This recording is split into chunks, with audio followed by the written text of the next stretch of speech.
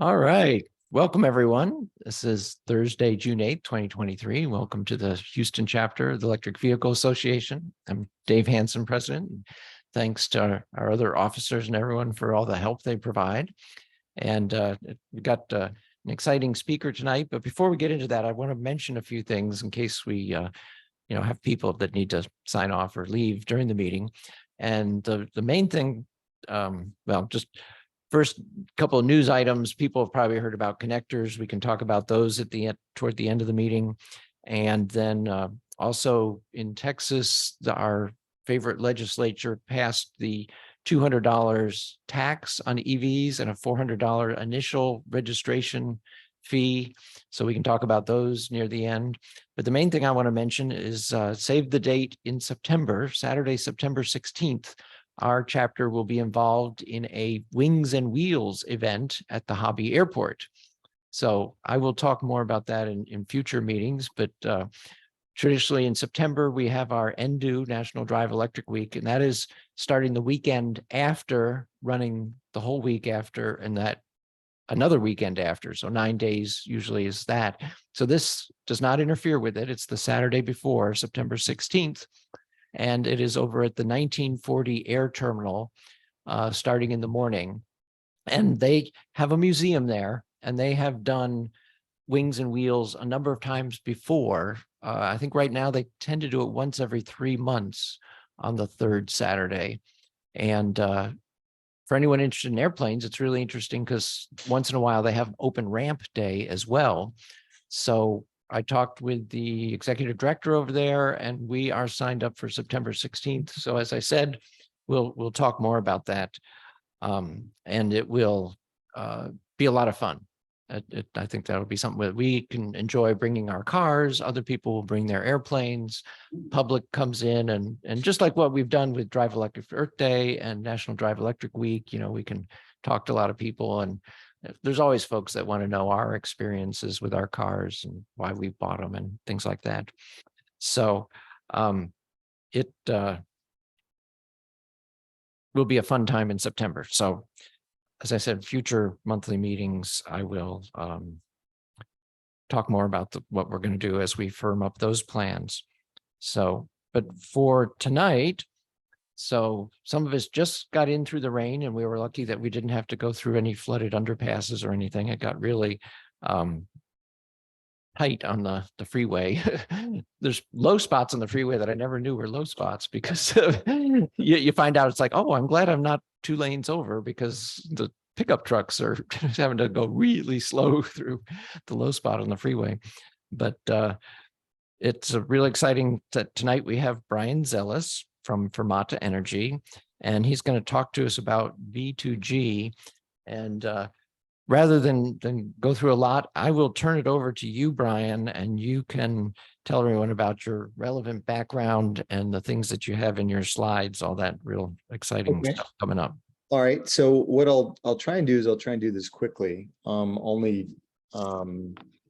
Because some of this, there's more fun that happens in the question and answer session. Just reading the slides. But my name is Brian Zelis. I'm the National Sales Director for Fermata Energy. I am headquartered in, although our headquarters is in Charlottesville, Virginia, I actually live in Dallas. So I'm a native Texan, certainly concerned about the ozone action days that I have to deal with on a regular basis, as you all are in Houston too. My interest in electric vehicles started back when I was in the building, the green building environment back in the mid-aughts. And I was charged with assessing whether or not a lead application would be beneficial to some of the big buildings that we were building in downtown Chicago. Just how I kind of got versed in green stuff. And then as it related to electric vehicles, I was introduced to one of my clients was one of the lead investors for SpaceX and a little car, and had one of the first Tesla Roadsters and let me drive it. And so that was my first experience with an electric vehicle in 2006, I think is when it was.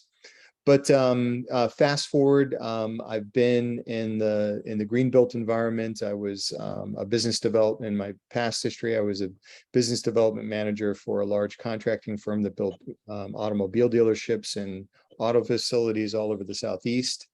And more recently, I was the electric vehicle business development manager for Nissan in the state of Texas in the central region and in New York at one point or another. And then my last tour with Nissan was as in the same role, but in the Northwest. So figure Portland, Oregon, Hawaii, and that area over there.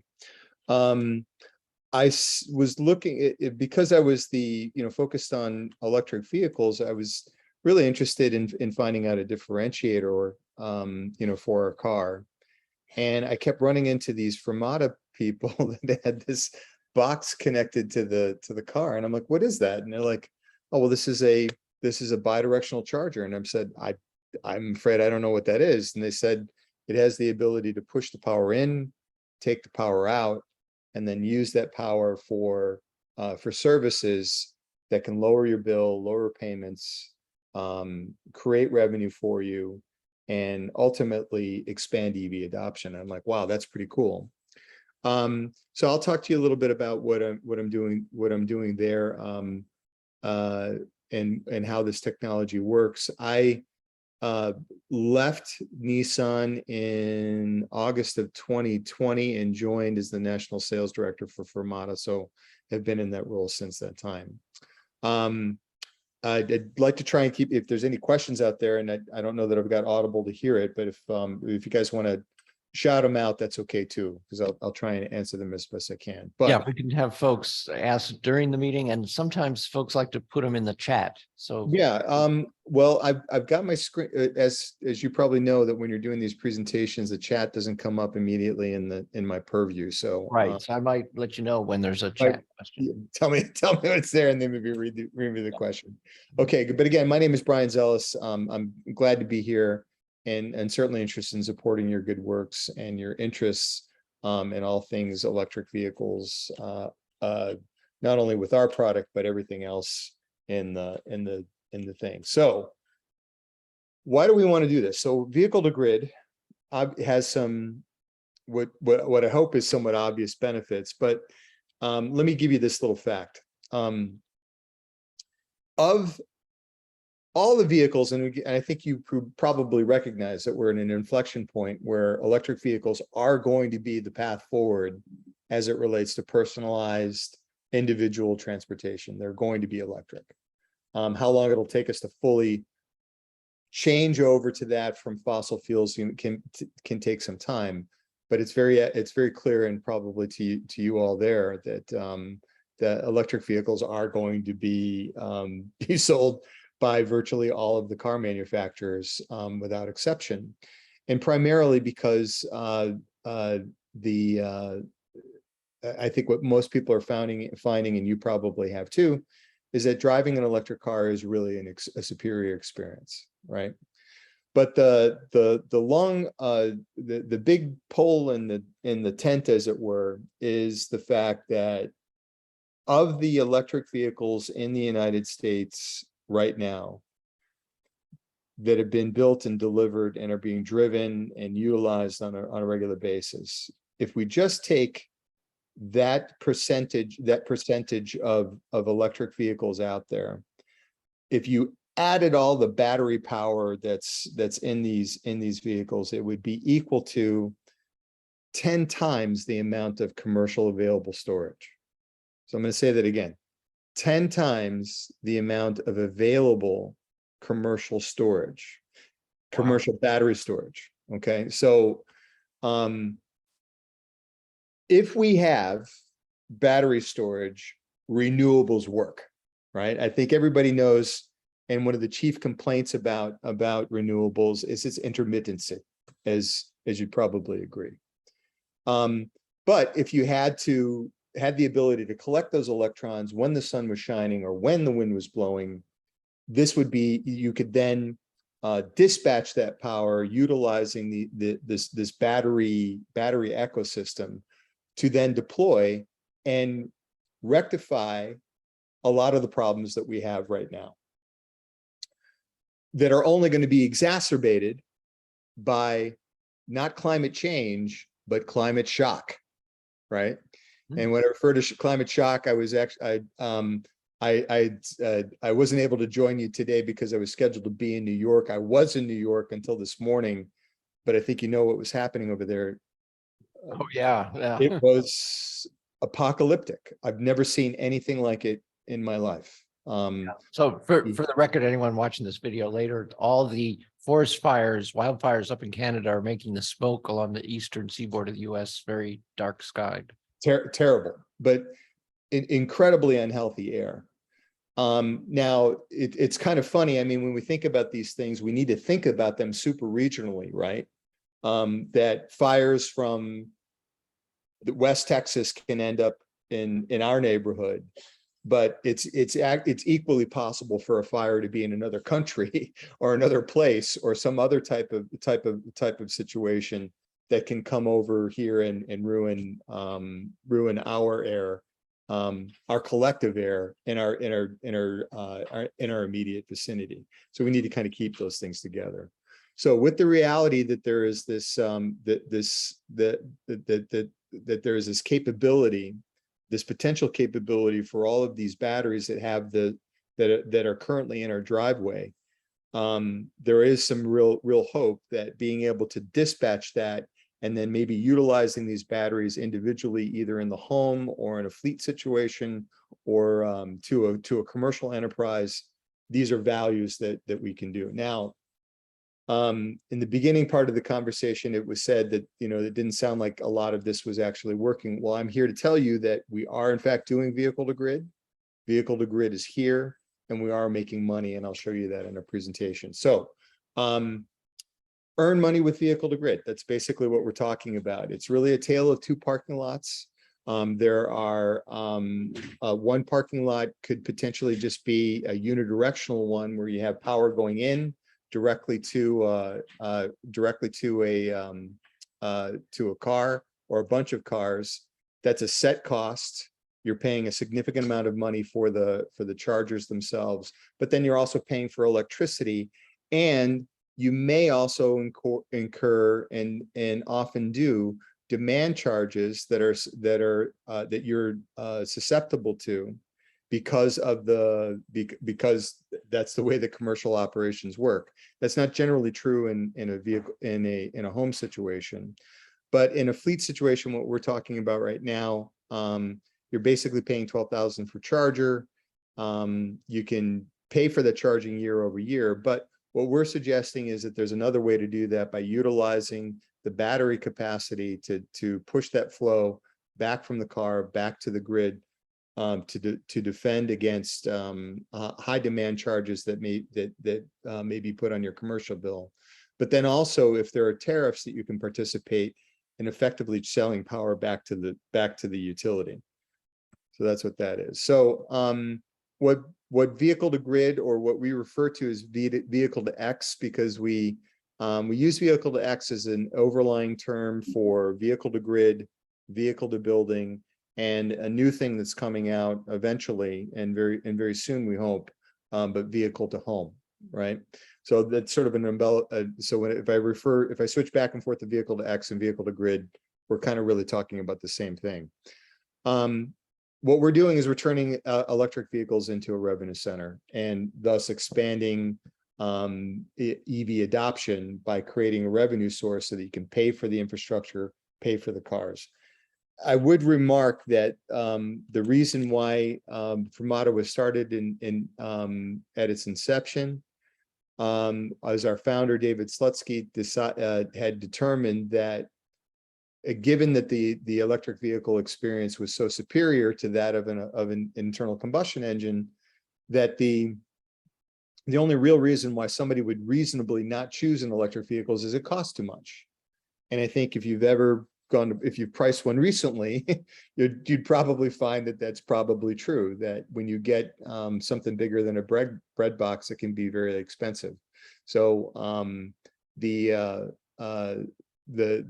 idea that David had in his head was, well, if there are a way to mitigate what I know to be very expensive demand charges, or to create a revenue source there, that's where we could reduce the overall cost.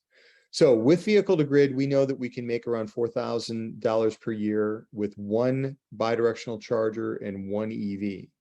Okay, so one charger, one EV, utilizing the power from that battery that's built into the car that you're paying for, has a steering wheel, and obviously is dispatchable. You can make somewhere around $4,000 a year. In some cases, that dollar amount can be much higher, depending upon how you, depending on whether or not there is a tariff, or whether there is a transactive energy rate that your power company will pay you for that extra capacity. Or the alternative is you're looking at, $1,000 per charger and $1,000 per per year in maintaining one standard charger and one EV, and figuring that it would cost you a significant amount of money to do that. So what you need to have vehicle to grid is bidirectional software, which we have, and it's in the cloud. You need a bidirectional charger. In our case, we use a DC off-board CHAdeMO charger that's primarily used in the Nissan products. And then you need a bidirectionally enabled and bidirectional car. Now the Nissan Leaf is bidirectional. I heard somebody mention that they weren't aware that it is. It has been in the United States as a bidirectional vehicle with the CHAdeMO system since around 2012. Virtually all of the vehicle, the cars out there that are coming from our OEM partners, GM, Ford, Stellantis, BMW, Audi, Volkswagen, you name it, these groups are looking toward creating other revenue sources and making that battery available for other uses outside of just driving the car. I'm going to cite a couple different examples here to show you how we've done this. And so in this particular instance, in Boulder, the city of Boulder, at the Boulder Recreation Center, we had one electric vehicle and one EV and one bidirectional charger. And since December of 2020, we made almost $5,750. Wow. That's a significant amount of money. Now that's a very different narrative than what happens with your current ICE sled, right? I mean, it's out there and it's just, and every time you go to the pump, your eyes probably get wider and wider as they do when I go by a gas station. It's like, wow, that's a significant amount of cash. In fact, there was somebody had just told me that they bought this big pickup truck and that it held 36 gallons. And I'm thinking to myself, wow, every time you go to fill that rascal up, that's better than $100. It's like, that's a lot of grocery money for me. And I like to eat. So we made $5,750 in this particular municipality. I'm going to show you a couple others so that you can get a better sense of what we're doing. And again, this was in Boulder, in Excel territory. Plymouth State University wasn't our original client. It was actually the New Hampshire Electric Cooperative. They came to us and suggested that they were really interested in bidirectionality as a means to mitigate some of the problems that they were having in transmission. In the Northeast, they're hampered by transmission issues. Capacity, of course, is a big issue. And certainly generation is the only thing that's being built that's generating power out now are the renewable products, and even so, it's not nearly enough to quench the demand that's currently coming out of that area. But in any case, what they did is they bought two Nissan Leafs. for use as a pool car at the Plymouth State University garage. And so, and they bought 2 of our chargers. And just in the first month, we delivered 1 megawatt of energy. And we made, for our clients, for the syndicate, we made $1,000 in 1 month. So roughly about Any 500. idea how much the car moved during that time, or if it was mostly always connected? Well, and I'll get to a little bit about the Okay. way that we Okay. kind of structure our program, but the transactive energy rate and typically is going to be based upon demand, right? Yeah. And as you can probably imagine, demand, well, universally happens like starting around 3 o'clock and then goes up to about 7 or 8, or in some cases, when it's really hot out, it can be extended beyond that. What is interesting, and I should point this out too, is that as we electrify our buildings and our green environments, because of the necessary requirements for net zero for buildings, the way that you're going to heat your building is using electricity. You're going to be using electric floorboards and things like that. If you want to see what this kind of looks like, go to Chicago. Virtually all of the downtown buildings are electrified and provide heat at baseboard heatings around the windows out the outside. So the reason why I bring this up is we have a client in Toronto that had an interest in what we were doing.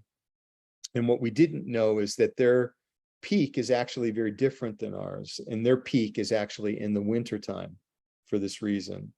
So it's reasonable to think that a power peak can certainly happen in the summertime, because everybody knows we're putting on air conditioning, certainly in the South and the Southwest, places like Florida and other places where we want to keep stuff cool and comfortable. But I guess what I'm trying to say is that as we expand into an electrified future, this could be a more constant kind of thing. But nevertheless, this was a really unique project, and we were just delighted that they came to us with it, because it proves one thing, that if you've got the wherewithal and the ability to do it at a power company, these are the types of programs and innovative ones that can come out of that. And applause to New Hampshire Electric Cooperative. And generally we find the co-ops out there, those guys and gals really understand why this might be important, and certainly in rural electrification too. This is a pretty exciting one, and we made almost we have, since we installed this charger at this location, we've made over $8,000 for the syndicate. And I'll tell you how we did that. In the summer of 2021, and I'll just use that summer as an example, there's a program called Connected Solutions. So if you want to write that down and look it up, it's in the Northeast, principally at 2 locations. One is called Eversource, which is one power company, and the other one is National Grid, and I think it's in UIL territory too, in Connecticut. But in any case, this Connected Solutions program is designed to bring in commercial storage or battery resources or capacity and push it into place at peak times when they need it, right? So the program generally runs, and it's a summertime program, from June 1st until September 1st. And it can be as few as 30 calls, or it can be as high as 60. But we get a call from the utility a day ahead, suggesting to us that they're going to have a peak time, and they want us to discharge into the grid at that point during that period. And the benefit therein is that we're putting this power directly back into the grid. And in this case, they're going to pay us $225 a kilowatt, which is how they did that. I'm getting some static here. Hold on a second, fellas, gals. Okay, there we go. So the The unique thing is we answered 27 calls during this summer and this thing in 2020 in this summer in 2021, and we were able to provide power during that period of time. And what we did is we were able to give over a significant amount of value to our customers. So we made almost $4,350 during that period of time. So again, this is an extreme example, but one that I wanted to make you aware of, because there are 1,600 different electric utilities all over the United States, and each one of them has a different protocol and a different program in terms of how they do it. So we are the first and only company to actually have Nissan's approval for the battery warranty as it relates specifically to vehicle to grid activity, which is really pretty unique and really quite cool in terms of what it delivers, and quite a lot of fun as well. The larger benefit is that we can show that our activity, the activity that I just described for you, is not going to affect your battery warranty in any way, shape, or form. So vehicle to grid is different from one-way charging in that it's a bidirectional system. It is grid tied. It enables the electric vehicles to serve as a place where site load can be utilized by discharging the battery itself.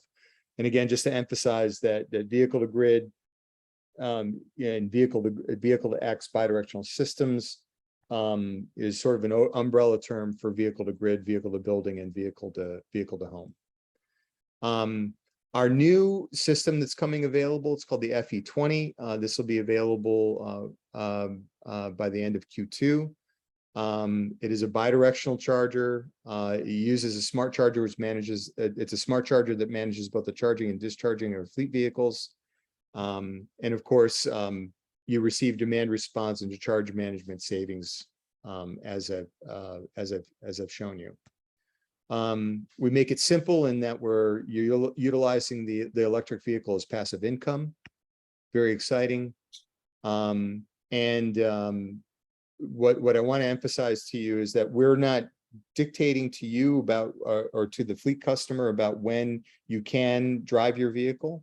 What we're trying to do is to provide this power systems, this access to the battery, all utilizing the dwell time of the vehicle. So when I showed you this, we never asked these guys at the Burrillville wastewater treatment facility to not drive their car. In fact, their shift was generally over between, let's say, 1 and 2. So if you can imagine a municipal user for a fleet, they get in very early, and typically they do all of their work mostly in the morning up until about 1 or 2 o'clock in the afternoon.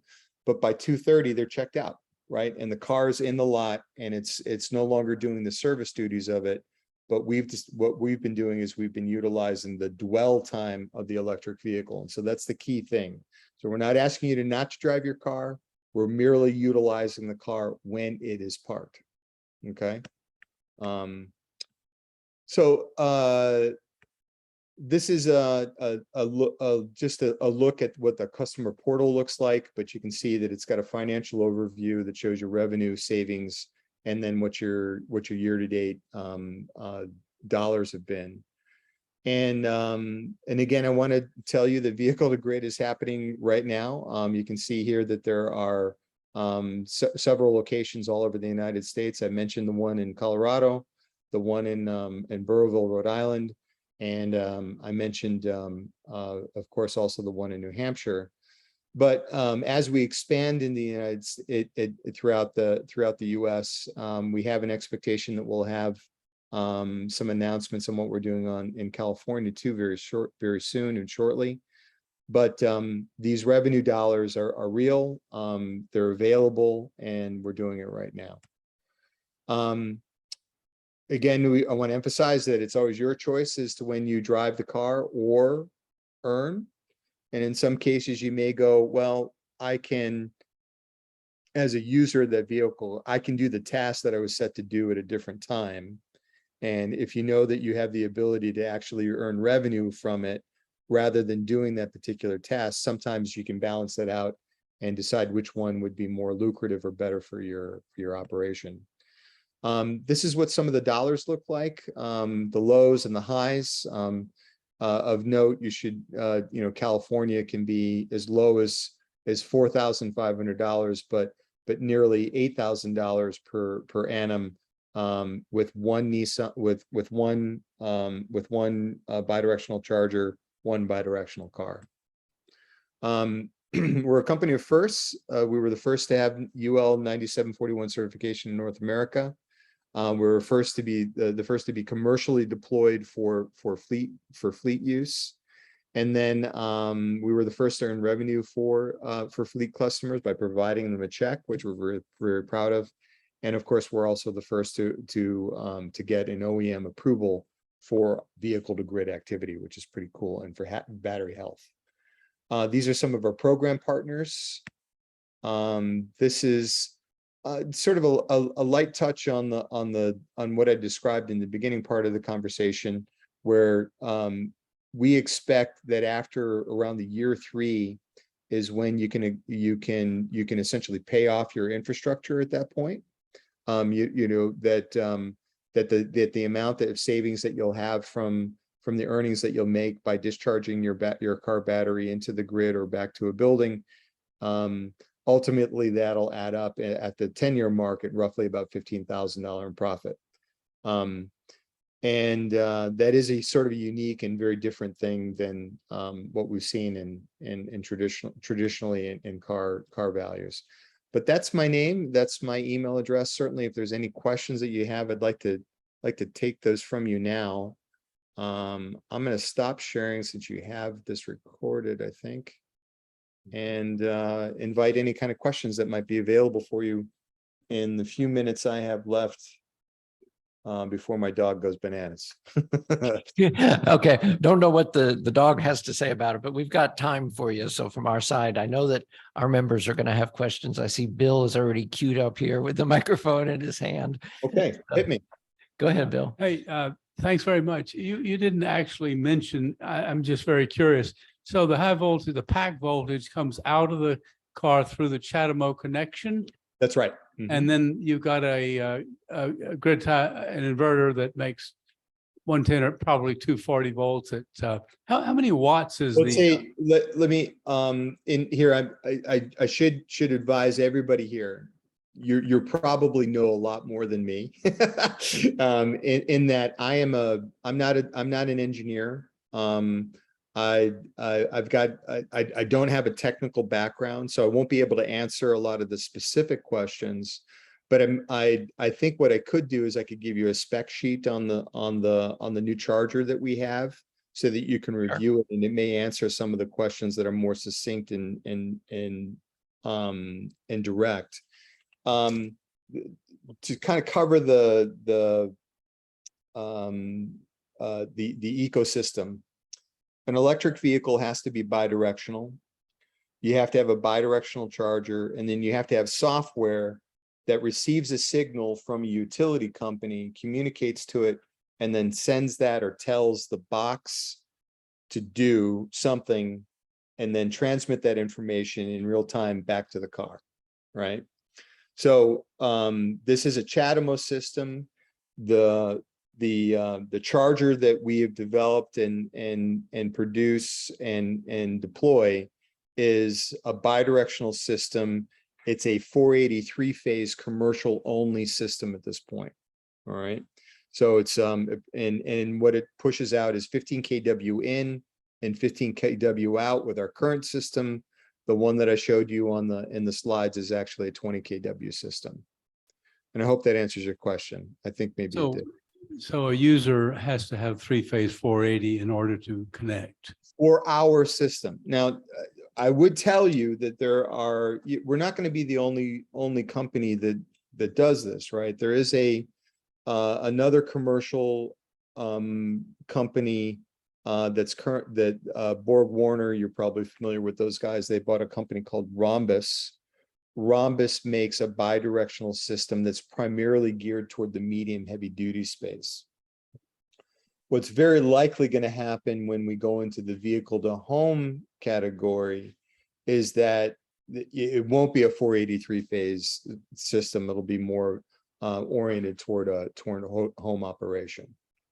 If that's I could kind of imagine, since you're talking about demand charges, those are more typical at businesses that have the That's correct. 483 Right, phase, as opposed Yeah. to a home that has just the two hots for 240. Exactly right. Exactly right. Now, and keep in mind too that the applications that had suggested to you about what may happen in a vehicle to home will be different than what they would be at a business. But we were very we tried to be thoughtful about our entry into the market, and knowing that a lot of the advancements that were going to happen because of interest by fleets. And we're already seeing that, to be true right now. So, as you probably all are aware, is that, medium heavy duties are being electrified, ports are being electrified, electric buses currently exist, and eventually, potentially, and well, I know that there was an electric airplane that just does short hops now, maybe 100 miles or so. But we could see electrified aircraft in some way. Well, you're hitting on all the things that we talk about. Yeah. In fact, the second half here, we'll talk about Houston's first. Well, I won't be able to stick around for that, Okay. But you can always watch this video. Just look us up on YouTube. After Colin has a few days to edit and post it, you can see the second half if you great or two. But okay, and don't be afraid. Yeah, if folks are asking technical questions, folks can always research things or something like that. And I can always tell you I don't know. So, but I'll try not to. I'll try and tell you. Hey, are there any other questions that I can answer? I have kind of a comment question. You stated at the beginning that the vehicle fleet now in the United States is capacity megawatt hours or whatever is 10x what the installed capacity of battery farms is in the United States. Available commercial storage now. Now, I want to preface that that's changing very rapidly now. I mean, commercial storage is getting bigger and bigger. In fact, there was a big one that was announced. It seems like all of the really big ones are happening here in Texas. But certainly that's something that we're aware of. But my point is that even as we expand into all of these electrified resources that we're going to need, so that we don't have the problems that we had in New York, the problems that we had in 2021 here in Texas. These are things that are invariably going to happen and continue to happen unless we do something about it. So we've got to take carbon out of the air.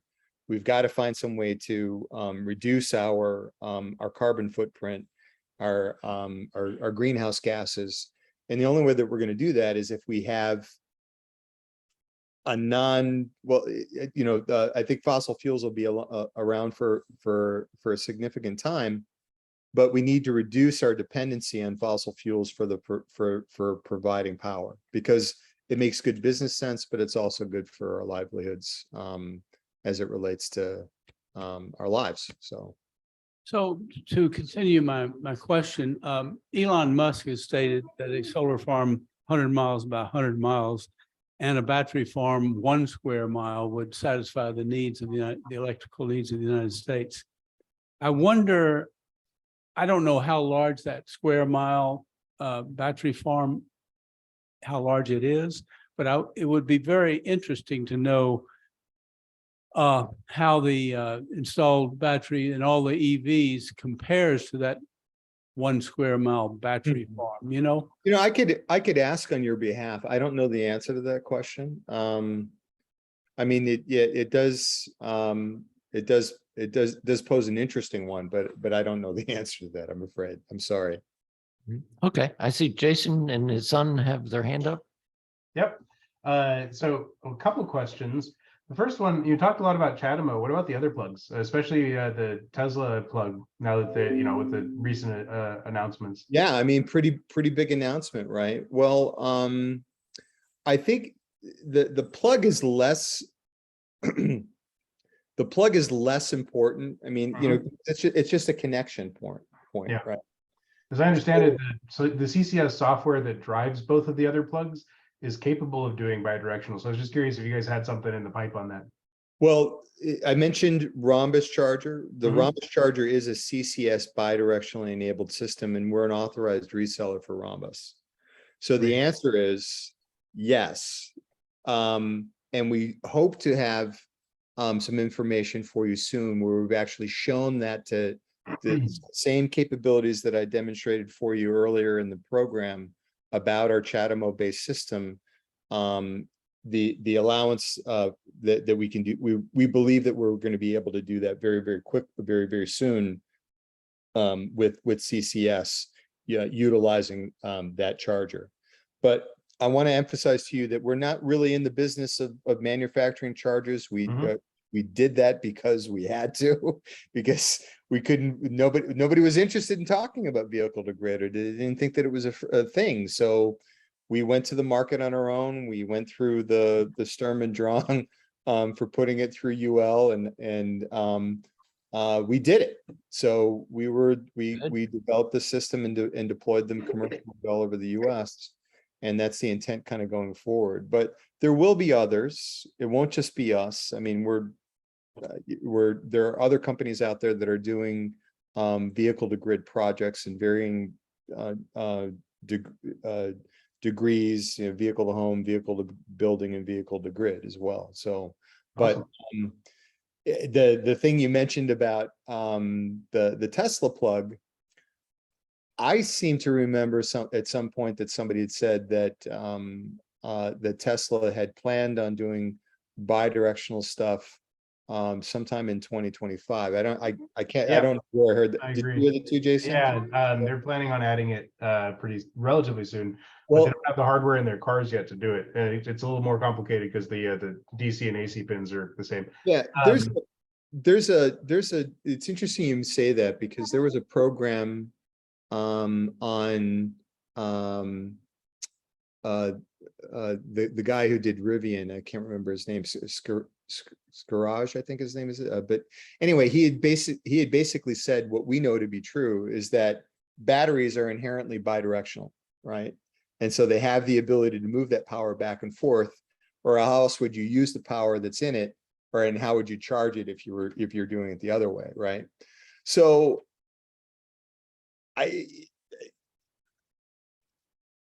I'm hoping that someday that we get a report that a switch has been thrown somewhere, and that lo and behold, we have a whole fleet of bidirectional capable vehicles out there, which, like I said, would be really grand. But you had another question too? Yeah, two things. One is more of a suggestion, the other one's a question.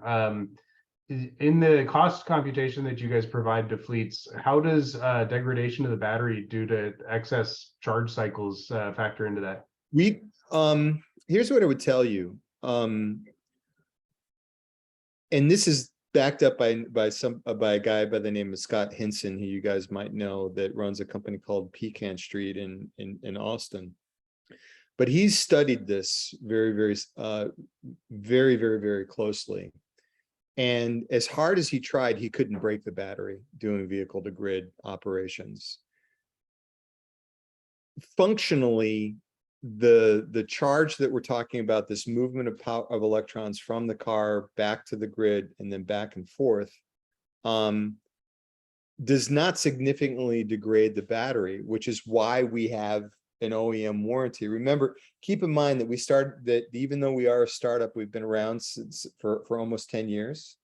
And the unique thing is that Nissan has been looking over our shoulder for that period of time.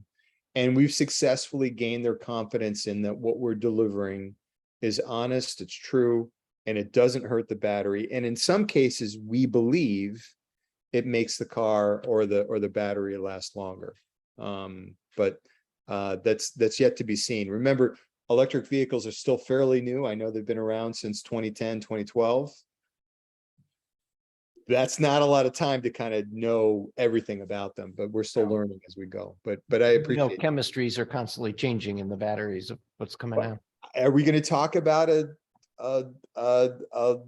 lithium ion battery in 5 years. Maybe not. Maybe it's an iron phosphate battery or solid state, right? So certainly the chemistry is improving, our knowledge about it is, and certainly about the way that we approach these problems and trying to make them better are getting more and more unique every year. Cool. Every month. The last thing that I wanted to mention was I was under the impression that a lot of apartments are three-phase. It's, or at least it's not uncommon for that. It'd be awesome to see kind of like a car share program where you have a fleet of cars like in the garage that all have the bidirectional and use that, take advantage of that for the residents. Let me throw this at you in even toward the equity side, right? I think that it's probably not lost on anybody that having more electric vehicle charging is a good thing. And certainly if you are a homeowner and you have an electric car, 95% of what you're going to be doing is you're going to be charging at home. But that means you have in a garage, you've got access to a plug, you can plug it in, or maybe you've got an L2 program. But a multifamily apartment dweller is not going to have access to that kind of thing. And so it really makes a lot of sense for us to ask of the built environment, which I'm from, to be more engaged in that conversation. I think that, you know, the architects, the builders out there, these guys really know how to build a green building. In fact, if you told your builder to build you a non-green building, they couldn't do it. They wouldn't be able to do it. I mean, there's the technology doesn't exist to build it that way. But what I don't know that they take into enough account, and I think this is more to your point, Jason, is that we collectively don't do enough to make sure that population of users is served by the next revolutionary stage in our personal transportation, right? What I did want to mention to you is that as it relates to EV equity, that's something that we really feel very strongly about as a company. And right now we are trying to find ways to expand. I mean, we found a way to pay for the car and pay for the infrastructure, right? Well, if that is true and you're paying for infrastructure and for a car, wouldn't it be great if you could provide that to an underserved community that didn't have access to electric vehicles or to electric vehicle charging and so forth? And I would tell you that we are working on a project like that with that specific intent in Boston right now. Wow. And that's something that we want to expand. So, but thanks for bringing that up. That's a great point.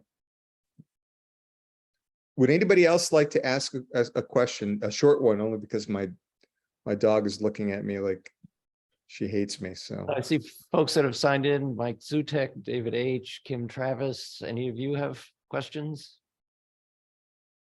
Comments? The time frame on vehicle to home, the time frame of when it's going to be available. vehicle to home. Okay. Yeah, that's what I was gonna. Vehicle to home is really hard. Vehicle to home is a lot harder than it is commercially, primarily because there is a necessary application to making sure that system can automatically cut off, right?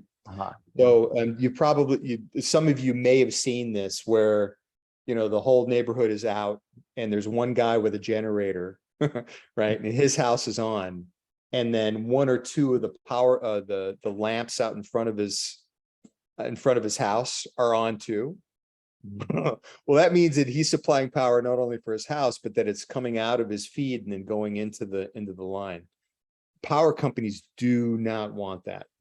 They don't want that to happen, primarily because of safety, which is a paramount concern and the top reason.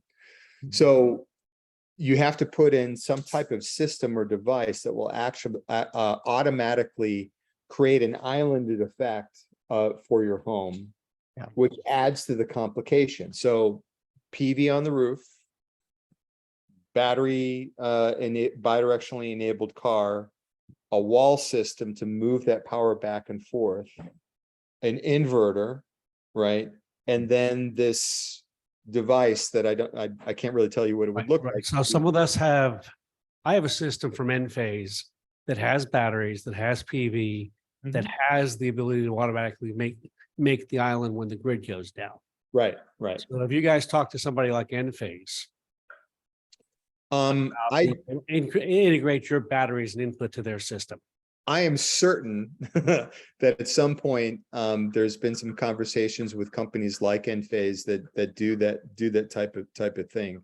But here's what I would emphasize to you is that, again, what we're trying to do is we're talking about an islanded, black started capable system that has the battery system that's not in your house anymore, but you're utilizing the electric vehicle. Whereas that benefit is going to be much better and more able for power is that a Nissan Leaf, just to kind of do a comparison, is equal to 4.5 times the number of power walls that we need to get the same capacity out of the battery. Okay, that's good. So the supposition then is that being able to use that car battery would be a better way to go, because you've already paid for it, you're utilizing it, and the power blackout thing that happens is generally when you're home and you'd need access to that power, and presumably your car would be in the garage as well. So Yeah, exactly. I have 20 kilowatt hours of battery, and most days that's enough to get me through that power peak right. between 3 and 8. But there's a couple of days a week when my wife likes to cook a lot, and I end up importing energy when I'm paying for it. Well, here's what I'm suggesting to you is that the benefit is that in an electric vehicle, in a contained environment, it has a bigger capacity, more power built into it. And when you consider what an electric vehicle costs now, my Nissan Leaf cost around after incentives probably around $27,000, right? If you, for each one of those power walls, if I were to put those also into there, it roughly around $12,000 each. Okay, That's about what they're running, plus the software, plus the box. well, My battery installation was about 22 with 20 kilowatt hours, yeah, and the Enphase hardware. yeah. And so, but my point is that, as we get better at this and we kind of understand how to put these systems together, I don't know if you've seen the what Ford has done with their Sunrun system, but it's a big apparatus that would go on the inside of your wall.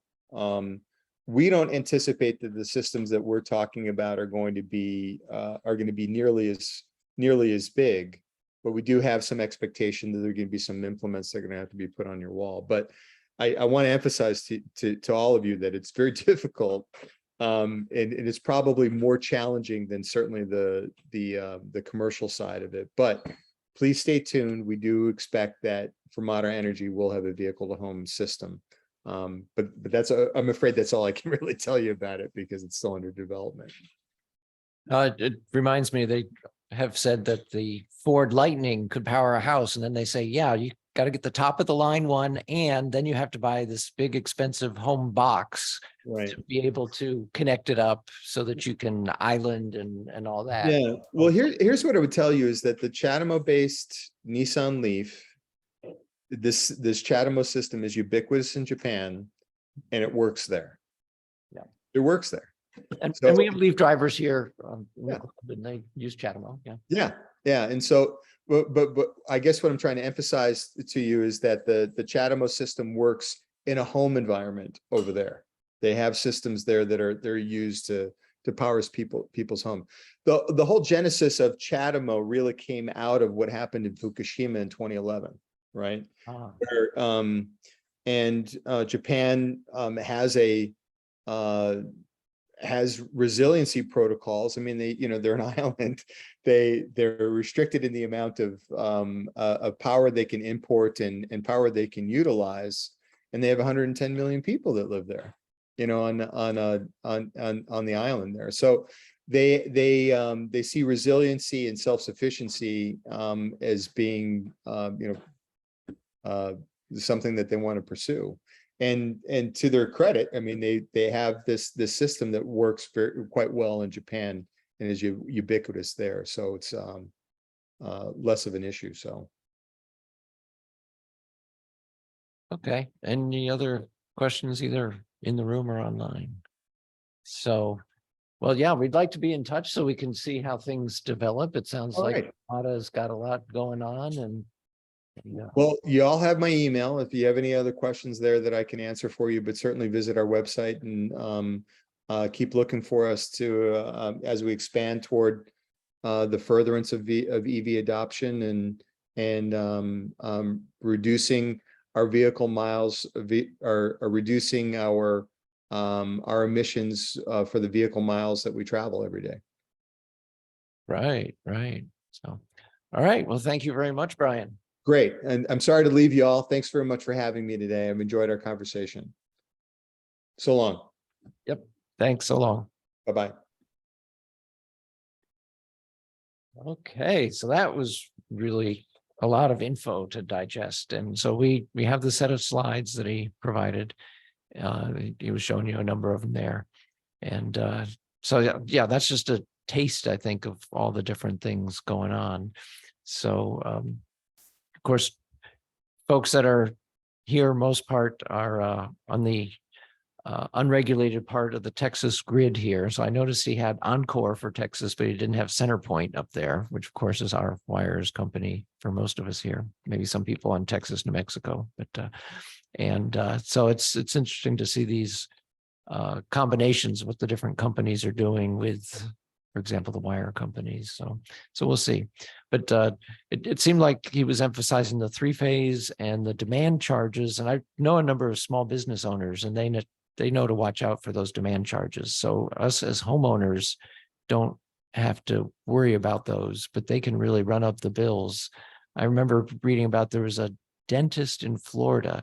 He thought, oh, I'll provide EV charging in my parking lot. And then he discovered that he got hit with demand charges because people would come during his office hours. And of course, his office would be running, and then the extra draw from people plugging in their cars in his parking lot pushed him up into demand charge territory, and it cost him a lot more than just what we think of as, oh yeah, let's have a level 2 and be able to charge a car somewhere. But so I think that was a part of it here. So it's good to learn all these different aspects of the billing. Okay, so he's a good straight man. He talked about electric buses. So a few of us 2 days ago went over and visited the Metro location where they've got the first electric bus. Yes, Colin.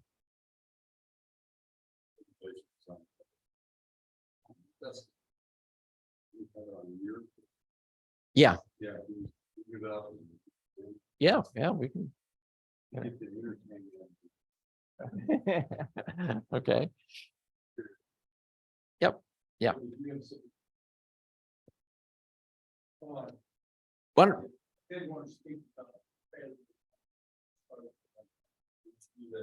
Yeah, why don't you do that while I'm pulling this up? And Link I sent you. you sent to Colin? No. Okay. Well, anyway, I just, I had a failure on my Nissan Leaf, my 2011 Leaf, namely the onboard charger stopped working. So now I'm charging before 8 a.m. at EV Go to avoid demand charges. And I think at the next meeting, so I've priced the replacement onboard chargers at about $1,700. I'm going to remove my onboard charger, a great YouTube video on how to remove it, all the safety considerations, and have it looked at. If we can find something, obviously a component within the charger that's gone bad, maybe we'll get lucky and be able to fix it without paying a bunch of money. No, it was all of a sudden, I would charge, and the lights on the front of the car, the 3 blue lights would blink for about 5 seconds and then it would stop. And then on the dashboard, there was a symbol, which was the side view of a car in yellow with an exclamation point through it. And then I borrowed Leaf Spy from someone that reads the OBD codes, and it said there's a problem. And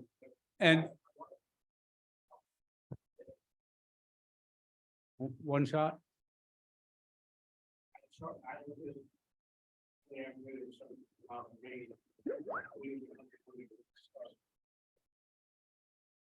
Cycle that we started, and it was only showing 40 miles. But it's been fine since. Sure. Well, let's hope it remains transient. Mine is not transient. And I might add that an unnamed dealer wanted $3,800 to swap out the Charger too. And I'm gonna take the low road and see whether Mark Sullivan, whom some of you know is an electrical engineer, can troubleshoot it for me. In the meantime, you'll find me at the HEB EV Go before 7. It's been a long day today.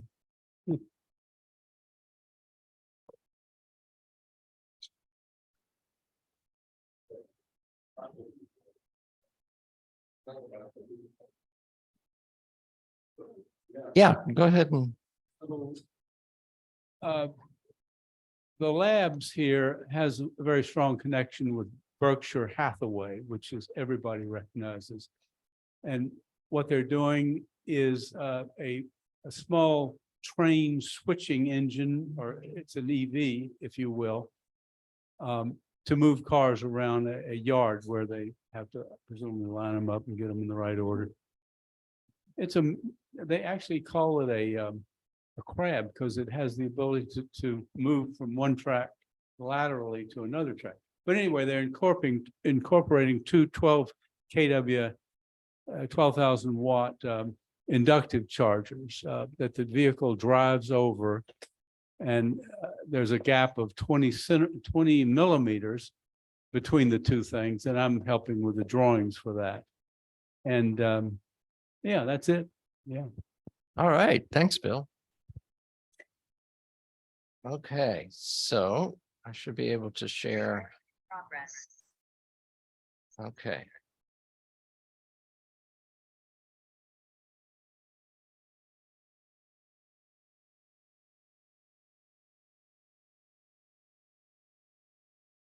All right, so we want to look at photos. So several of us went over to Metro, and it was very interesting. So we want to thank the two guys there at Metro for everything that they showed us. And I think I just go to I'll use the PowerPoint. I have some additional photos, but we put some in the PowerPoint. So let's see. I do a share. And that, do I need to do it a different way?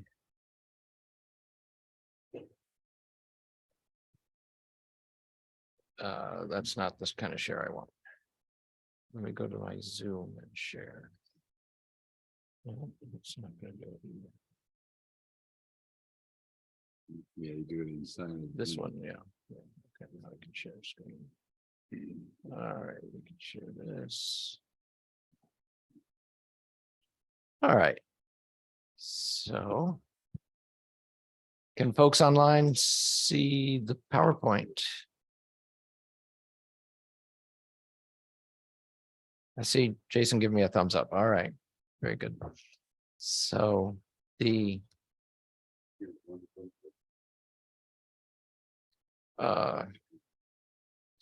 yeah, I should be able to hit the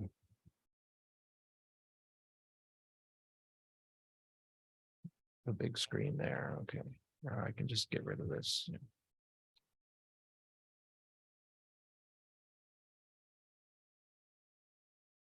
Okay, that's down at the bottom. So the Kashmir facility is on the north side of Loop 610. And so they got lots of buses there. They've got Metro police vehicles. We even saw the break room that the drivers and folks have up there. So, of course, they use their vehicles a lot early in the day and then late in the day. And that lends itself to the charging, which I'll get to here. So this close bus that you can see, yeah, I have a cursor here. You can see it where it says fully charged, zero emissions. That is our first Houston fully electric bus. And up here on top, it's got 4 of the batteries, and you'll see it in another view, I think. And then down here at the back, there are 2 batteries and the big traction motor and a lot of electronics. And the black box up here is the air conditioner. And of course, that's really important in Houston. And so our guides were emphasizing that they met the modified requirements for cooling a bus in Houston.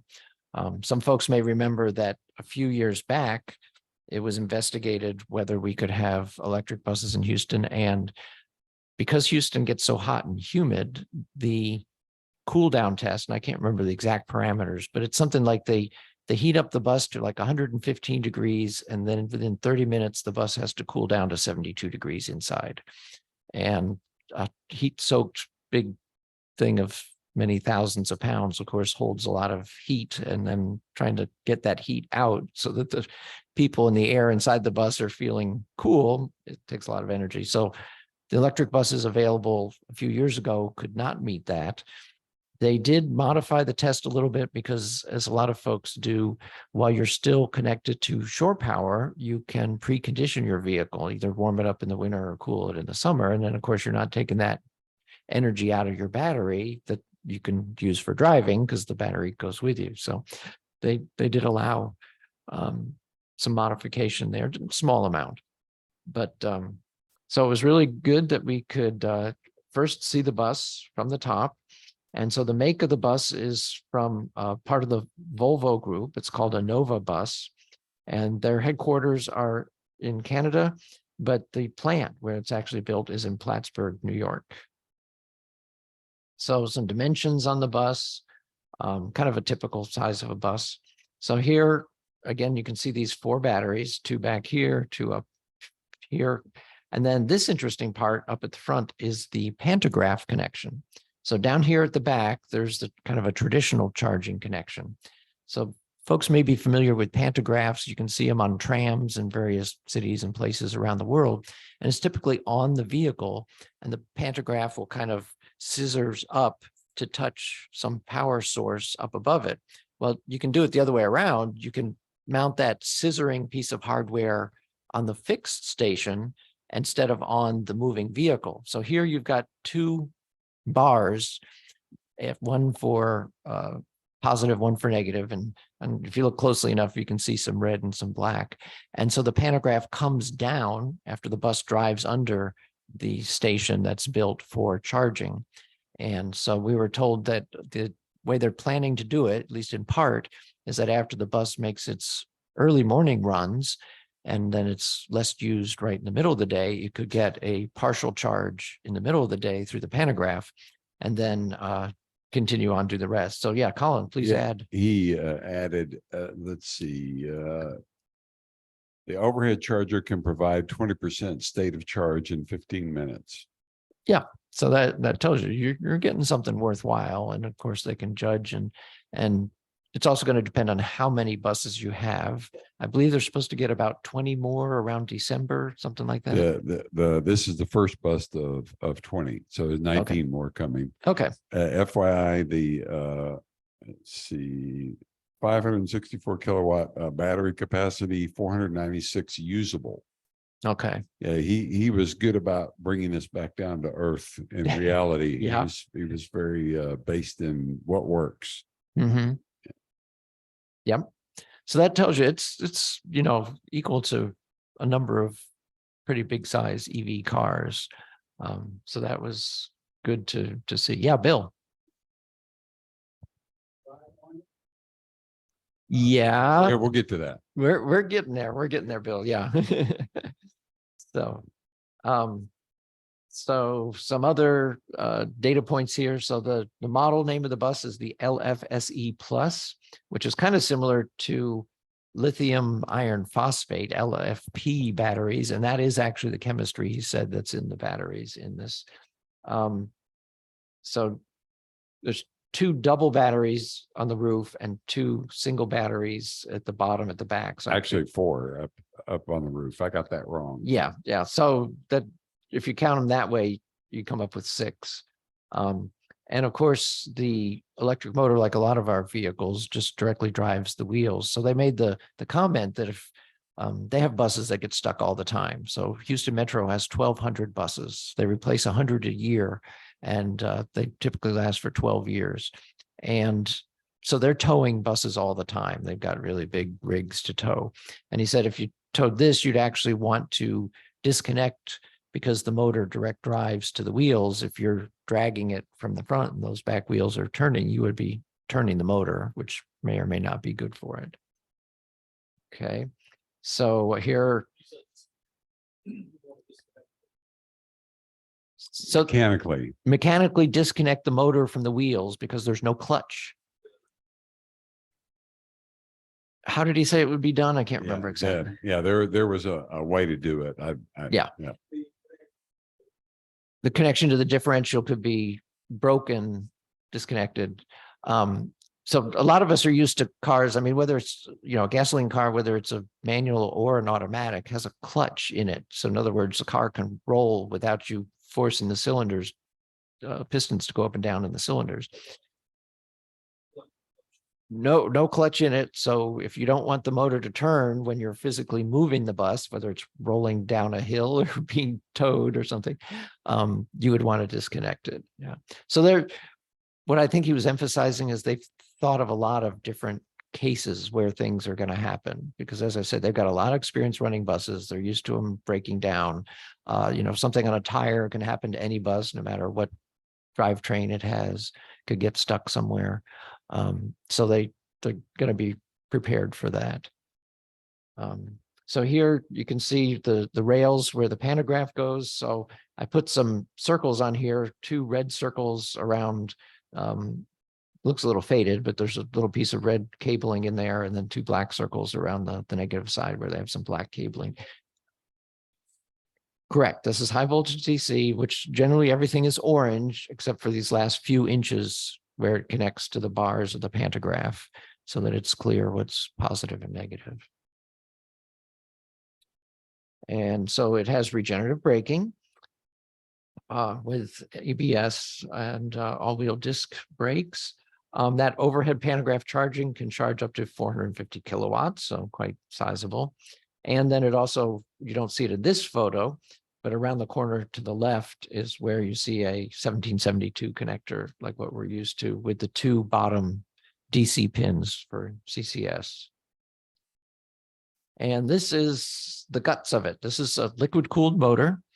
And he said that comes from BAE Systems, and they put this same motor in M1 tanks. So it's heavy duty. So it was really nice to see it.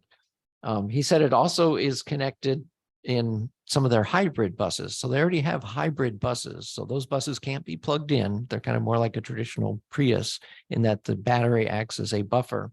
And he said that here on this left side is where it connects us up to the liquid fuel engine in a hybrid bus. So just like in a Prius, it makes those hybrid buses more fuel efficient because you've got electric motor capabilities and battery. So here you can see some of the numbers on the rated power and torque. And typical bus inside. And of course, Bill, like the rest of us, had a really good time in the bus. And we were told we were the first non-metro employees in Houston to get to ride in the streets in their first electric bus. So of course, it's going to carry thousands and thousands of people once it gets put on a route. So something else, Bill? You want to grab the microphone? No, okay. And so we were there in the bus. You can also see a number of the seats tip up. So they want to have a lot of capability to bring people in wheelchairs into their buses. So it has very flexible seating arrangement. On the outside, so the front of the bus is to the right. You can see some of the markings on it. And So yeah, this is the first of the 20 buses that they'll get by the end of the year. And here's Bill having even more fun. Yeah, see, Bill, we got you in here. And so all of us there when we were up on the catwalk. And so you notice in the back over here, they've got their personal vehicles, which are plug-in electric battery electric vehicles. So, and then we're back at the front. So I don't know if I want to call up a lot of other pictures, but go ahead, Bill.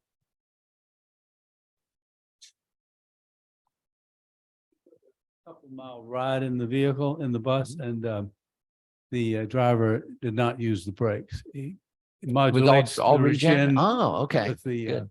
accelerator pedal. And it was, he told us that the amount of regen was programmed so that the riders on the bus wouldn't be jolted around. Aha, You know. okay. Good, good. Yeah, I didn't want this just to be me talking, but all of us who were there, by all means, tell everybody. Is Robert on here? Yeah. Okay. Yeah, Robert, please make any comments since Yeah, I'm here. It was a good time. I wish more people were able to go. It was quite enlightening. They were very honest, and he was saying that the bus is going to cost more. It's like you can't really sell it as a cost saving move, at least not in Houston, but you can save it as an air saving move, and especially now with all the things that are going on the East Coast, every bit of clean air helps. So it was right. really good. I wasn't sure if you were going to bring up the second point. He said, besides the cleaner air, is that it's a lot less noise. Was All of smooth. this- The ride was very smooth, very quiet. You didn't have to shout to carry Right. on a conversation. And Mhm. I just couldn't believe how smooth that ride was in a bus. And So, I mean, yeah, a lot of the people always rattle put and the noise and dollar signs on things, but exactly what's clean air worth it for you and your family members, and the lack of noise so that you can have conversations. And, you know, I think we've all been next to buses along the roads and they go roaring off and you got to stop talking to the person next to you and such. So Colin, something else?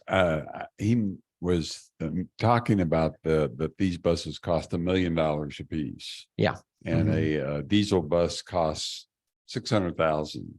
Mhm. And I think Robert at that point said, well, are you gonna make up the difference in maintenance and fuel? And he said, we don't know. Mhm. He was very honest. We just don't know.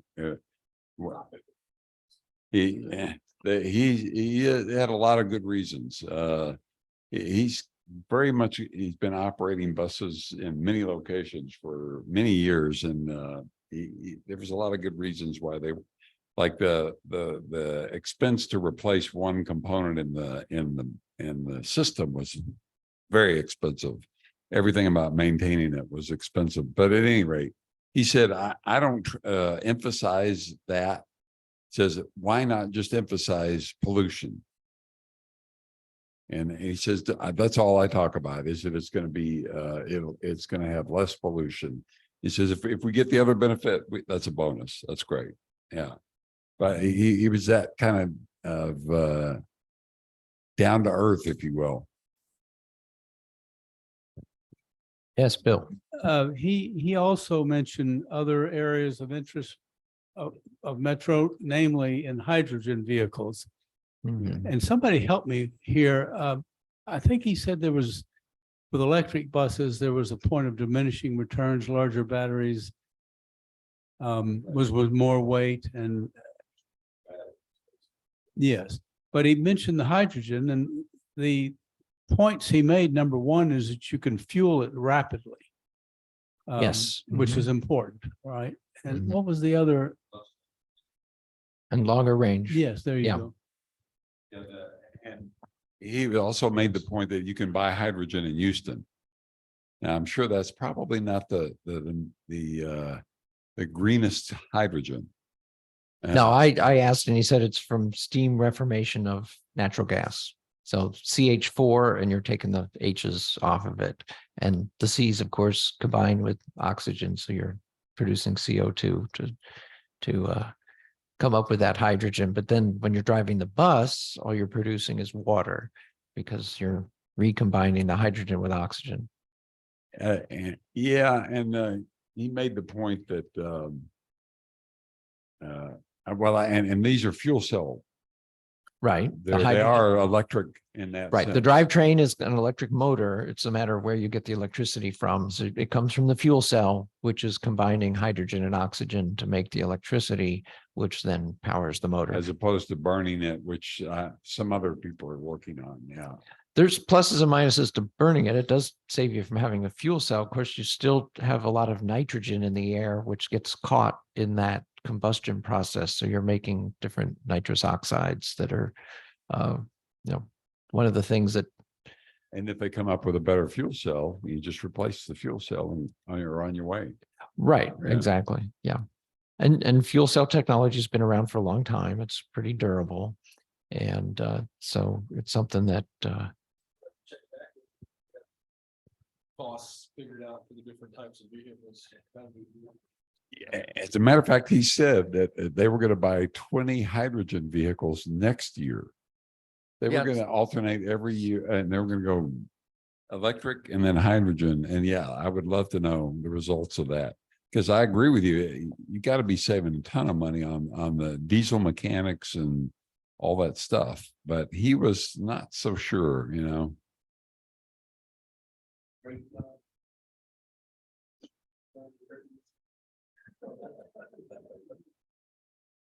Here's another one. So he gave us a few of these handouts here, and I can't get it to share. So I have to see what's happening with my sharing here. But you can see the powertrain key components, the folks in the room here. So they got the fancy name for batteries. They call them ESS, energy storage systems. And so can you get that to share? I can't. I just opened it up in a paint program there, but stop sharing the PowerPoint. But How do you get your? While you guys are figuring that out, I had a quick question. Did the driver say if he chose to be the driver of this first vehicle, or was he selected? Did he have to? so these two gentlemen, they've been working for Metro for a long time. And it used to be that one worked for the other. Now they work in slightly different areas, but they work together. And they've seen all different technologies. They're very familiar with the what Metro's work is to do in Houston, getting people around. And they emphasized the way that they've got smaller buses and vehicles that are available on demand for people, people that can't get in and out of regular buses and so forth. So this is just kind of the latest thing for them that they've been tasked with doing by Metro, and they're really into it. And they were really happy to answer all our questions and talk about where it's going. As I said, we heard also about the hydrogen vehicles that are coming, and about the hybrid buses that have diesel engines that, as I said, they connect on the motor and the backside. And okay, so now the folks online can see the powertrain picture that we were given on a single page handout. So lots of acronyms for people who live and die by acronyms. And so the yeah, and so it was good to see this. Then yeah, both these guys were really knowledgeable about the bus business in many different ways, the electric buses just being the latest iteration. Didn't you say that I think Seth was had experience working with the M1 tanks? Didn't he have a?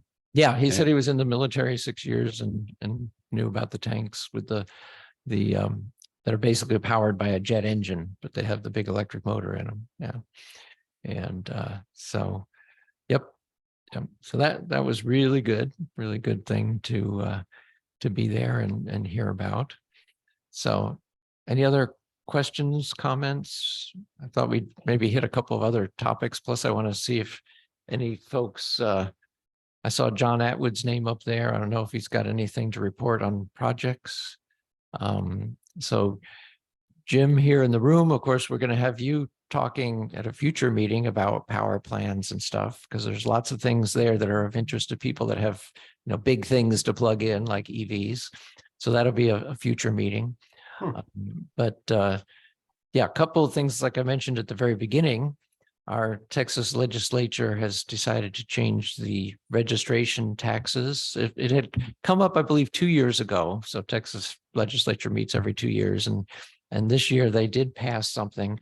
So it's a bit higher of a total cost than a typical gasoline vehicle pays based on the gas tax. So if you drive a typical number of miles, you're buying a typical number of gallons of gas. And so therefore, a certain percentage of each gallon gets paid to the state as a gas tax. And the legislatures, even though the numbers are small in Texas for EV sales, they wanted to collect more money from EV owners. So I first heard it was going to start in September of this year, and then I heard something about it wasn't going to start until January 1st, 2025.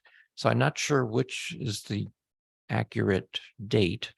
But there's two parts. One is a $400 initial registration fee when you buy a new EV, and then after that, the yearly is going to be an additional $200.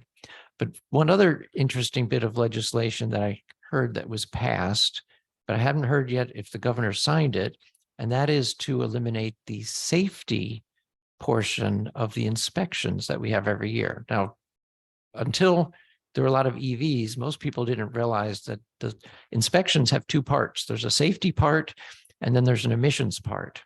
Well, once you drive an EV, you realize that you don't have an emissions part because there's no emissions from your vehicle. So I'm not sure. Does anybody know, either online or in the room, what is the effect if the governor signs it and they eliminate the safety portion and just keep the $7 emissions portion? What happens to someone who drives an EV? Does that mean there's nothing to do every year? Yeah, I saw the same thing, and because we got a comment up here. Yeah, somebody. What about the county? Our county doesn't have an emissions test. So the way All we have is the safety. We've never had an emissions test. Well, good. The way I understand it, out of the 254 counties in Texas, there are 17 of them that are metro areas that have emission tests. Now, that sounds like a small number, but it happens to be that more than 50% of the population of Texas lives in those 17 counties. So, yeah, that was mentioned in what I read, in that there's, once that the safety inspection goes away for those counties that don't have an emissions test, then I would think that would totally eliminate any kind of inspection every year. According to other states, the safety inspections don't make your car safer. Yeah, it gives an opportunity to the inspectors to say your headlights are misaligned or it's a moneymaker. Yeah, John. We also have a big giant diesel, and it's $7 to inspect that diesel. Really? $7 to inspect a big giant diesel. So cars have always been paying more. Okay. Well, of course, we know that. Yeah, we know that the legacy manufacturers over decades, long ago figured out, we'll let the federal government put fuel economy rules in place for cars, and then we'll just build vehicles that are more thousands of pounds and don't have any, and then sell those at higher profits. So yeah, we know that the car makers have been doing that. So I didn't realize that the law actually favored the bigger, heavier vehicles in terms of cheaper. Just diesel. But okay. Yeah, but Yeah, diesels tend to be larger vehicles. I mean, my next door neighbor's big pickup truck has got a diesel engine in it. So yeah, you can buy small. In Europe, I had a diesel Toyota for a while. I mean, it was just a typical.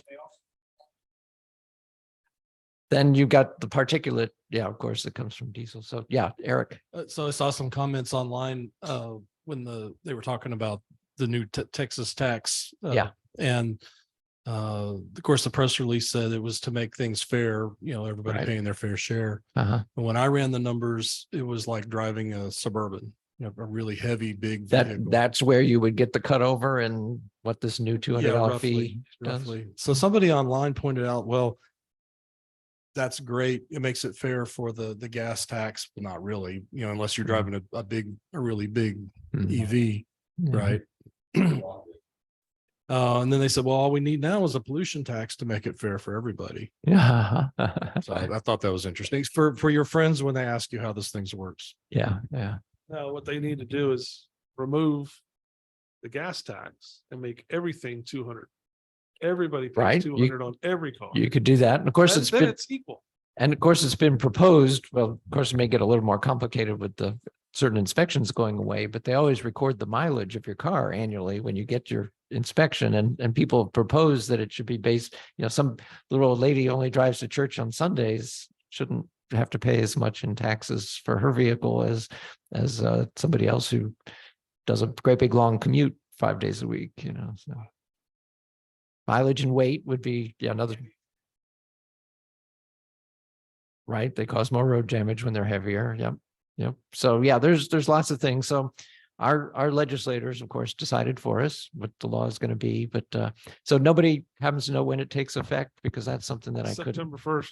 Do you Okay, it is September 1st. If somebody that's had an electric car for a while has to pay the initial 400? I don't believe, at least the way I read the wording in news articles, that it applies to vehicles you own. It's the 400 is for new first-time registered vehicles, which, even though these rates are changing, all of us who have vehicles, they're already registered in Texas. I mean, they're existing registered vehicles. Okay, brand new or used. Yeah, I think they use the term new registration. So if somebody comes in from out of state with their used vehicle. Oh, maybe different for used. Okay, yeah. And of course, a news article can shorten things. The law may have many more stipulations in it and such. But okay, just so people are aware, because as we talk with folks at these different public events, like I said, what we have coming up in September, certainly folks are going to ask us. So I kind of figure it's good to talk about those kinds of things. Cards, yeah. So those folks who are in the room, we have cards. Please take some. Just like a lot of things, it gets cheaper when you order bigger quantities of cards. And since we've switched over from Electric Auto Association to Electric Vehicle Association, we had cards printed up. And so we'll give them out to anybody in the room that wants them, so that you can hand them out to folks. And so that's a convenient thing to do. Wouldn't hurt to have a few in the car. Exactly. Yeah. So pass that around along with the sign-in sheet for tonight. So yeah, I may bring up a couple other topics, but before I do, what else do people in the room want to? I saw an article, and I don't know if it's true, but I saw an article on used cars getting the $7,500 tax break. The way I understand it, there's a $4,000 federal tax credit. The used vehicle has to be bought from a dealer. It has to have a price 25,000 or less. I thought, something about that. Certain model years, and I think also income restrictions on the buyer. You can't make too much money and get. Yeah. So there's a different amount, but the thing that was new about, and I guess this was in the law that was passed last year, is the first time that the federal government had anything at all on used vehicles. I think it's only one time per vehicle for used vehicles. And like I said, it has to come from a dealer. So you can't, you and your neighbor each sell each other your EVs, and it doesn't work that way. But there are more and more EVs being sold by independent dealers. obviously new EVs can be built, bought by anybody. Is there a hand up or? Kevin put some numbers. Oh, okay. The average vehicle in Texas that travels 15,000 miles and gets 27 miles per gallon generates under $70 annual for Texas in gas tax revenues. Yeah, so compare the 70 to 200.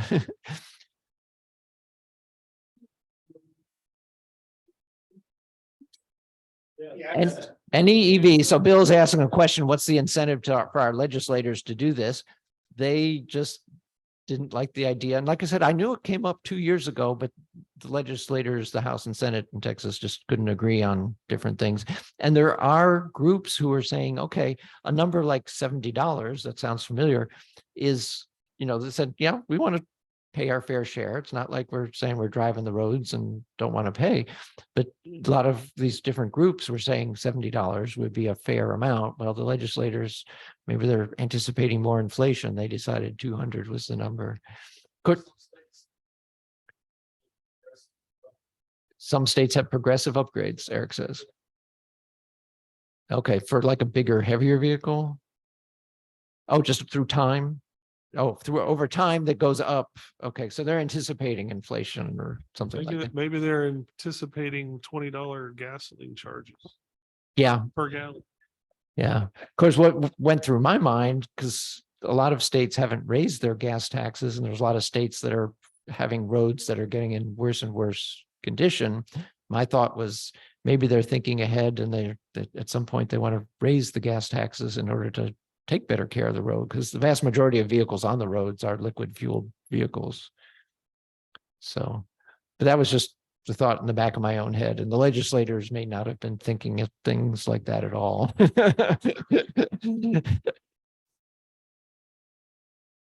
Yeah, so the message is vote, Bill says, yeah. That's the car dealer lobby. They wanted to give them something because they're selling EVs. So, well, yeah, paying $200, they better fix the roads. Well, that's the thing, is that we can demand more. I mean, everybody knows the expression, you get what you pay for. So, I mean, yeah, if you're paying more, you can demand more. One of the things that I had the numbers in my head earlier today, but kind of forget them. So a lot of folks know that the percentages of vehicles sold that are EVs in a country like Norway is now up in like the 90% range. In China, it's like 31%, I think last month, 31%. And I've heard that the legacy car makers like GM and Volkswagen, who built factories to build gasoline cars in China, are not selling cars at all now. Their sales have just dropped through the floor. And so China, you've got like 31% of cars sold in the last month were EV. California has got a number that is, I had these numbers in my head before, I can't remember. And of course, a higher number than Texas. So yeah, our light in the room went off again. It's good for saving energy, but we don't move around enough in here sometimes. But thank you. And but those numbers keep going up is the point that I wanted to make. So US volume doubled, Seth says, okay. From 3% to a little over 7%. Yeah, I mean, we all see it's going up. As I always mentioned, folks, typical buyers just look at the purchase price and not total cost of ownership. But as that sinks into more people and as the purchase price comes down. So I don't know about other folks, but I like following these developments in the manufacturing industry. I just read that there's a second gigapress being delivered to Austin for vehicle production there. And some folks may have heard the story that in order to make the back-end metal parts of a Tesla Model 3 or Y, it used to be 70 pieces, and you needed a bunch of robots to weld and bolt and glue those pieces together. And Tesla, a while back, asked 4 or 5 different companies around the world that made die-cast machines, can you make us a big machine that'll do this? First one said no, the second one said no, the third one said no, fourth one said no, the fifth one said maybe. They said, we'll take that as a yes. And sure enough, now Idra in Italy is making these huge machines. And so the factory has redeployed all the robots that used to attach those 70 pieces together that now come as one piece to a new assembly line somewhere else. So it saves on robots. And so that's, and time, right? Yeah, speeds up production. I mean, we all know about the Model T and how they had those rolling out the factory door at the Rouge River plant in Michigan decades ago. So yeah, it's interesting to read about the production, which, and the reason I bring that up is because it affects the sales price. And as we hear about different factories around the world by these different companies, I mean, the Chinese companies are moving into Europe sales in a big way because they can make the cars a lot cheaper than the manufacturers in Europe can. So we'll see. And then, of course, we get down to battery chemistry and what minerals go into the batteries. That affects the price a lot. But I think once the price goes down for that initial purchase compared to a gasoline vehicle, because that's what a lot of people look at. Of course, a lot of salespeople, they just sell a monthly payment. They don't even sell a vehicle based on price. Some people don't know how many years their loan is for. They just know what they pay per month. And so, yeah, we'll see how all that develops. As Seth said, the percentage is doubled already, and so more and more EVs will get out there. So we're going to be asked a lot more questions as current EV drivers, as other folks, our neighbors, and so forth, want to investigate them. So yeah, it was an interesting conversation. I had both my next door neighbor and I went out to our mailboxes at the same time today. And so I mentioned I was coming here to run this meeting tonight. And he pointed to his big diesel pickup truck. And he said, no, what's out there in electric won't do what that vehicle does. And I agreed with him. I said, that's right. Yeah, I mean, you've got a lot of use cases where that's the vehicle that you need to do the job that you're trying to do. And but there are lots and lots of others that EVs, of course, do fit the bill.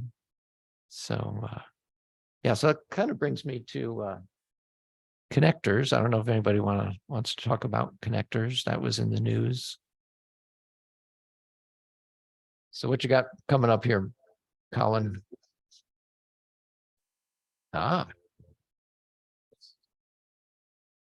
Hindu National Driving Electric Week, yeah. Oh, because it's in 2018. I love it. Yeah. Oh, it was your first event set. Oh, you got to ride in Colin's Roadster back then. Good. This is great. Yeah, that drone, the video of all the different makes. I don't remember offhand. And the solar on the top. That's right. Yep. Yeah, and IKEA, they used to let us get up there. Now I think the lawyers have stopped that. But yes. Oh, that's great.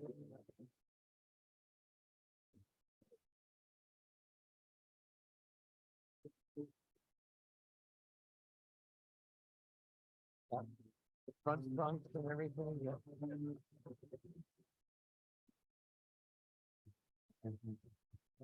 Yeah.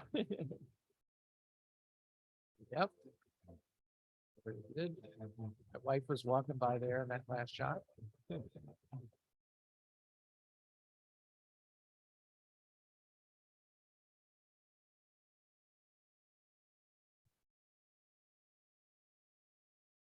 Say again? Emma's Model X, that could have been in 2018. I think. That's still on. I can't remember what year she got her Model X. She still had the week. Okay.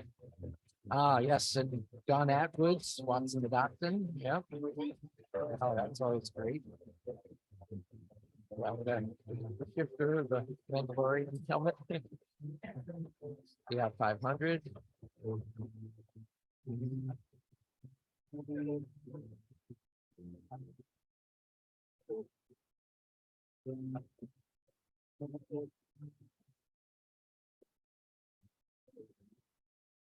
Robert volts, plug-in hybrid.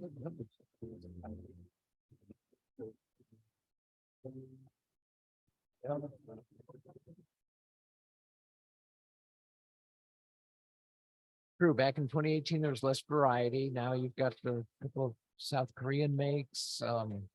You've got the Volkswagen ID4, and yeah, there was the announcement of the ID Buzz. The Rivian's out, both in the pickup truck and the SUV styles. And I think Rivian's going to come out with a new, slightly smaller vehicle before too long, which is good. Yeah. Oh, that's nice. Thank you. Beautiful, beautiful. Yeah. So, Jim, yeah. Yeah, connectors.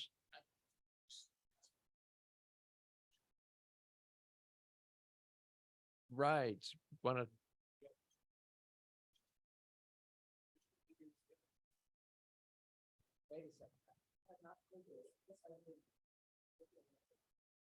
All right, I did see on Twitter yesterday that General Motors is going to adopt the Tesla or North American connector standard for future EVs. I've not seen an announcement from GM on that. Has anybody else seen that? All right. So It's during this meeting. Okay, that's hot news. Yeah. So I think they were in a corner. If Tesla Yeah. and Ford and the giant supercharger network Yeah. are all united, they had to do this. Yeah, it's my son was talking about chargers and stuff, and I said, yeah, the reliability, the experience that people have with that charging network that's got a lot of experience, and the plug and play use of it. And I'd seen some speculation since the Ford announcement. Some people were wondering if GM was going to go that way so that the GM vehicles can charge on both networks, both types of connectors. So, Eric? The news is going around the room now. I love it.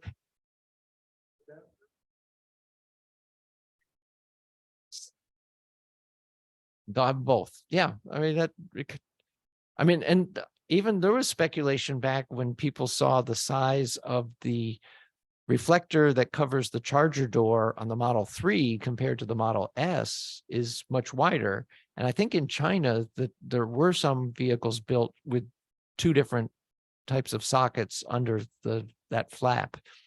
And because China has its own standard for vehicle chargers. And so I don't know what the other one was, but yeah, so that building a vehicle with two is no problem. I mean, it's kind of a cost item. In fact, that's one of the issues that people were saying is that the hardware costs, and we know that lots of different manufacturers, I mean, they'll try to save a nickel anywhere that they can in a product that they're building many tens of thousands, hundreds of thousands of. And so, yeah, they can make it an option, not have one or the other, so that, yeah, but you could theoretically have both. It's just a matter of what the manufacturer wants to do. Certainly gives you flexibility instead of needing to use an adapter, but an adapter is easy to use. I mean, I've got a J1772 adapter that fits on the Tesla plug. That's not fast charging. It's for at level 2.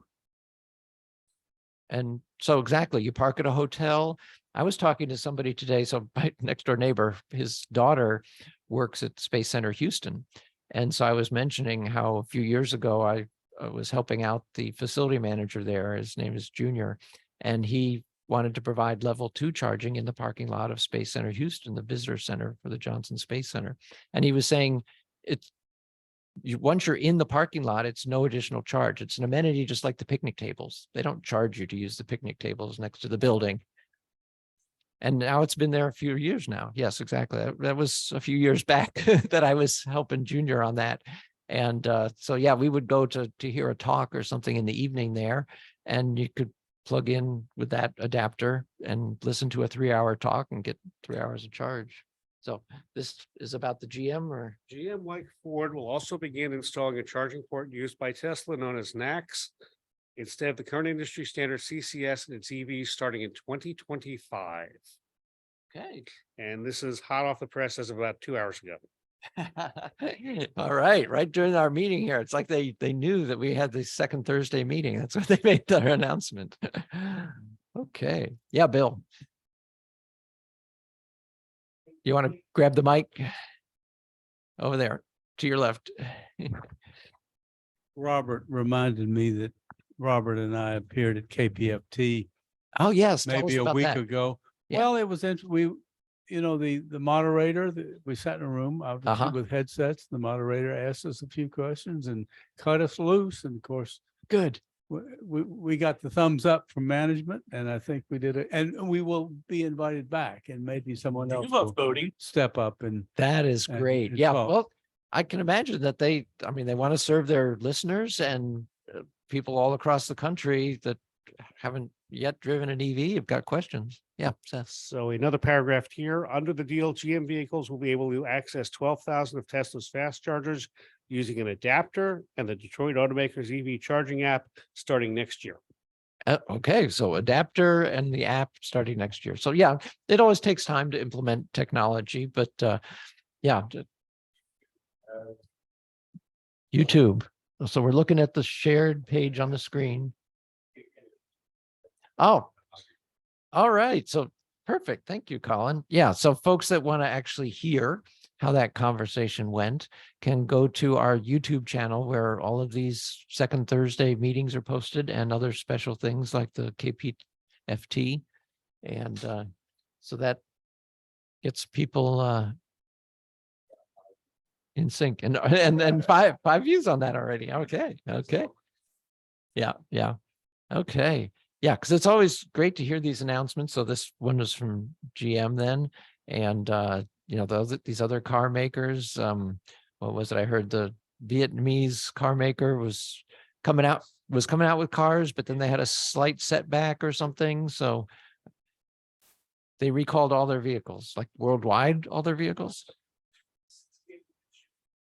Oh, 268 vehicles. That's all they were up to so far. So, okay. So they discovered something early and right. Well, that's what happens. It's the learning curve and so forth. So, okay. Well, good. So fantastic, Jim. Thanks for bringing that up. As I started the meeting talking about the connectors, or we can end with it. So yeah, everyone will be doing the Wings and Wheels in September. And yeah, we'll look and see what other opportunities we have to get together, because it's always good to get together both here in person and online. So any other comments, questions? Yeah, Jim.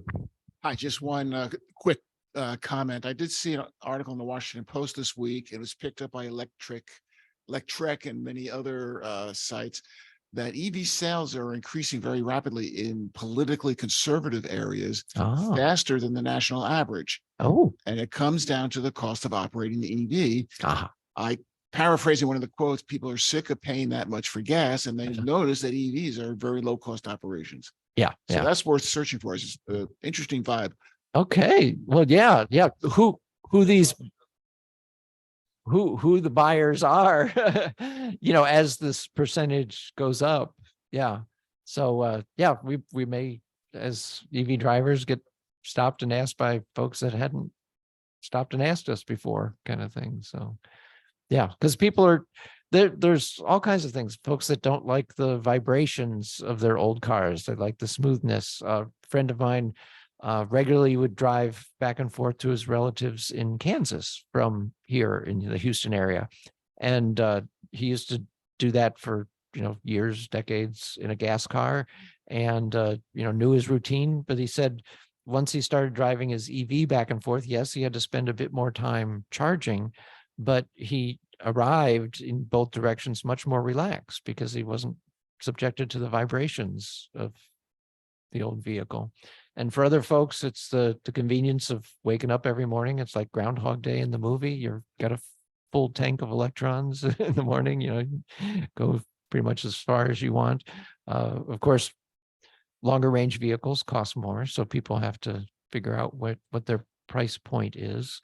So I was talking with one guy, it was back when, so at the Johnson Space Center, they're putting in some on-site chargers, and they are primarily going to be for government fleet vehicles. But the way the law is written, any excess capacity of those chargers, which have not been turned on yet because they haven't gotten things finalized, will be available for people that work on site. They'll be able to charge at level 2 rate and pay whatever the cost is, a nominal cost. So nothing super low and nothing super high, because there's negatives to pricing it either way like that. So it hasn't actually gotten to be able to be used yet. They're still not in service signs. I went there last Thursday. And maybe by the end of the fiscal year. Okay. Well, the policy is has to go through the signature cycle. The policy is what? Say again? The policy has to go through the signatures, through the center, and then through headquarters. Signatures. Okay. So approval signatures is the key. It's in process. I don't think it'll be waiting till the end of the year. Yeah. But they said kickoff is optimistic in the end of June. Okay. That they wouldn't be surprised if it takes next quarter. Optimistic. They were optimistic about summer, but Yeah. Okay. So the reason I brought that up was because there was a gentleman at that kickoff event. And so he was asking me about pricing of different vehicles. And of course, he was aware of tax credits and things like that. And then I followed up. I sent him some information by email, and he emailed back and he says, yeah, he just put in an order in for a Chevy Bolt just between the end of that event and the time that our email exchange happened a day later.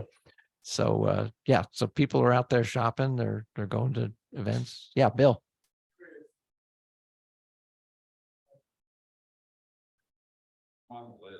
So how many people in the room and online have put in an order for a Cybertruck? So 1, 2, 3. Who we got online here? It's hard to. Robert. Okay, I see a hand moving there. 1 or 2. Okay. We got a couple of Roberts online there.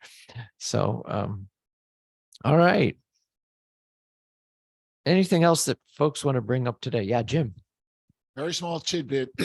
In my secret life, I am occasionally an Uber driver Yeah. in my Model X.